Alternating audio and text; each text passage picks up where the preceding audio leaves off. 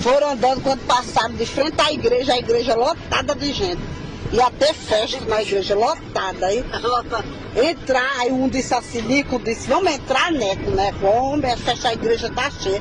Não vai ter lugar nem pra gente se sentar. Vamos olhar, quando olhou, tinha uma cadeira na primeira fila e uma cadeira na última fila. Aí Neco sentou na frente e Nico na última, né? Tudo bêbado lá pra prestar atenção. Quando o pastor chegou, pegou do microfone, aí que disse assim, eu como Nico. Aí Nico lá atrás disse, coma Neco que tá aí na frente.